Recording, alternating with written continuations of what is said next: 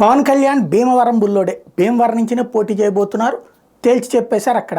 అందుకోసమనే భీమవరంలో తెలుగుదేశం పార్టీ నాయకులకి, భారతీయ జనతా పార్టీ నాయకులకి, పాకా సత్యనారాయణ గారింటికి, అటు సీతామహాలక్ష్మి గారింటికి ఇళ్ళకి వెళ్ళి వాళ్ళతో మాట్లాడటం, అలాగే అక్కడి నుంచినే పోటీ చేయబోతున్నాను. ఇది చాలా మంచి పాయింట్, మంచి ప్లానింగ్. ఎందుకంటే పారిపోయాడనే ఫీలింగ్ రాకూడదు. అది ఒక హీరోయిక్ ఇమేజ్ ఉండేటువంటి పవన్ కళ్యాణ్ లాంటి వ్యక్తి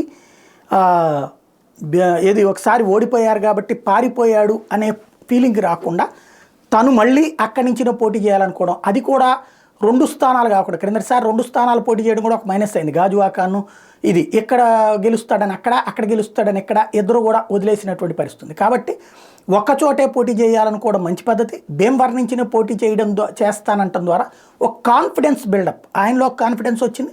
ప్లస్ అక్కడ ఉన్నటువంటి క్యాడర్కి కూడా ఒక కాన్ఫిడెన్స్ వచ్చింది. ప్లస్ ఆయన కాన్ఫిడెన్స్తో ఉన్నారన్నటువంటి ఫీలింగ్ సహజంగా టోటల్ జనశ్రేణులు వచ్చినప్పుడు ఆ టెంపర్ ఇప్పుడు కనబడుతుంది.